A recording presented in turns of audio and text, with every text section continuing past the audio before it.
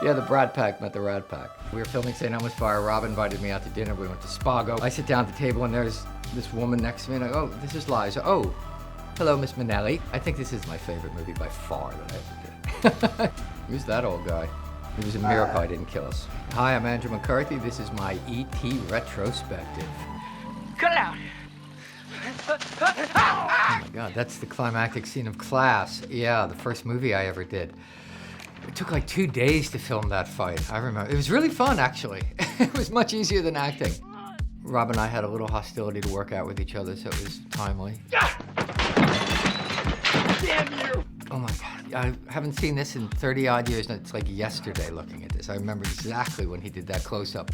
There was an open casting call, an ad in the newspaper that said they're looking for someone 18, vulnerable, and sensitive to be the lead in the movie. And I was like, that's me. And then 10 auditions later, I was in the movies. Rob was the first person I ever met in show business. He was really good looking.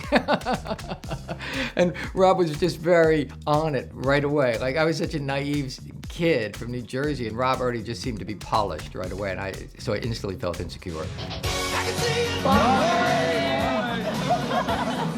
Who wants to suck back a few Bloody Marys and St. Elmo's on me?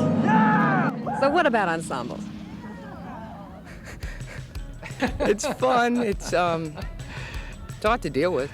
It's kind of tiring. It was an amazing time. An amazing time. It's because you have to deal with everyone's different personalities, you know. But it's fun. It's never boring. I was so intimidated to do any kind of press back then. I mean, I come off as this kind of aloof kind of thing, but really I was just terrified and going, what is going on here?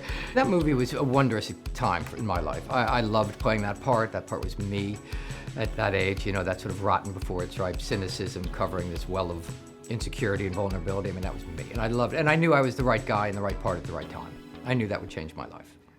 Just say it! I'm not lying. Tell me! What? Tell me! What do you want to hear?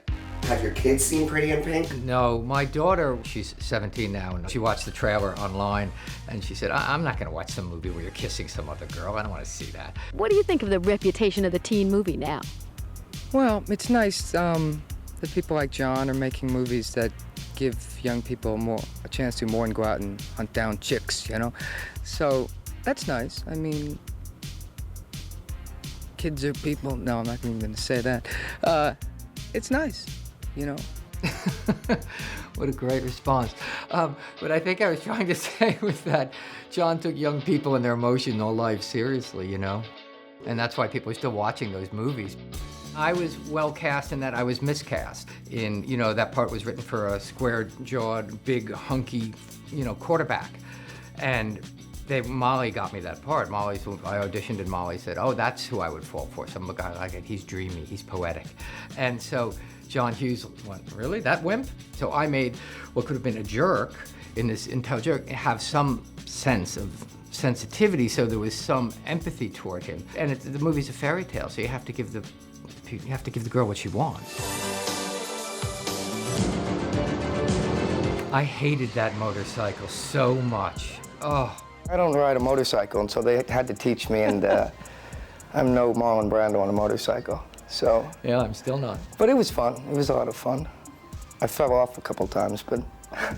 You know, I hated it. I was terrible at it. I never got the hang of it. I kept getting, and I'd be driving, and the guy who was teaching me would sit on the back as I'm driving, and I'd start to speed up, and he'd just, relax your shoulders, you're so tense. And it was awful. I hated it. It was a miracle I didn't kill us. I think I have to reach over and kiss the mannequin for it to come to life. That movie would certainly never get made today, would it?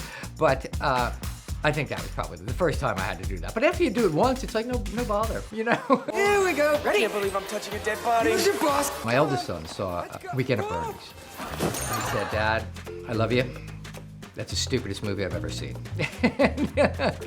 And I said, that's the point, you know? So I think this is my favorite movie by far that I ever did. This movie is totally freewheeling. I mean, we come in every day and go, well, what are we gonna do? How are we gonna do this? And just winging everything.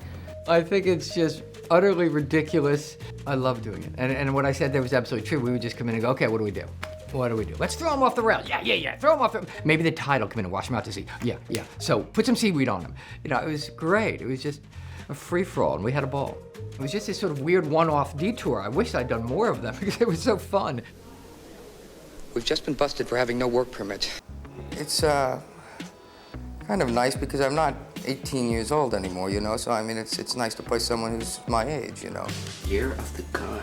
That movie, you know, that was a real lost opportunity, I thought, on my part. That was just the kind of movie I liked and wanted to be in. But I think inside I didn't feel I was ready for it, and so I was never comfortable in it. But I was with the lovely, beautiful Sharon Stone at the time, anyway. Who can complain there? Who can complain there? Ready? You spit on me! We have a good time, but we're hardly Abbott and Costello. I love that shirt. Wow. Well, yeah, we seem to banter along pretty good, just bang, bang, bang, bang, and... You've really gone into the archives here. Weekend at Bernie's was not a one-off. Well, it was a one-off because the first one was funny and the second one wasn't. Bernie 2 felt like we were straining to recreate it. If there's a Weekend at Bernie's 3... Oh, I want to play the dead guy. Over the years, many people, more than a dozen, have sent me scripts for Weekend at Bernie's 3. I mean, it's beloved by a certain very bizarre section of people. Laura, good morning. Morning, Doc. Has anyone ever told you you look like Sophia Loren? Only you. Who's that old guy? In the years before The Resident, you were more focusing on directing. I just thought it'd be fun to start acting again. I just hadn't acted in a while, and I just thought it'd be nice to go to work as an actor and not have the responsibility of, like, you know, doing all that stuff. Yeah, I directed Blacklist, a bunch of it for like the whole time, the 10 years, and so at the end, right at the end, they said, okay, there's this little bit part. Do you want to do this? I'm like, and me and James just looked at each other, come on, let's do it. It was fun. Edward, unscathed. Well done. Thank you, sir. It was quite exhilarating. Yeah, I mean, I love James. He's so himself. And to get to act again together was fun for an instant. James and I think, did 3 movies together, A Mannequin and Lesson Zero and Pretty in Pink. I love James. Looking at him, I see my youth when I look at you. Right now, you can catch Andrew in his new documentary, Brat, streaming on Hulu. Andrew goes on a journey to reconnect with fellow members of the Brat Pack to find out how that label affected their lives. It's packed with vintage footage and wild stories of fame in the 80s. We were filming St. Elmo's Fire. Rob invited me out to dinner. We went to Spago. I sit down at the table, and there's this woman next to me, and I go, oh, this is Liza. Oh, hello, Miss Minnelli. So I'm hanging out with Liza Minnelli, which is enough. And then at the end of dinner, Liza turns to the table and says, let's go to Sammy's. To which I go, great. I figure we're going to, like, I don't know anything, so I figure we're going to some nightclub or something.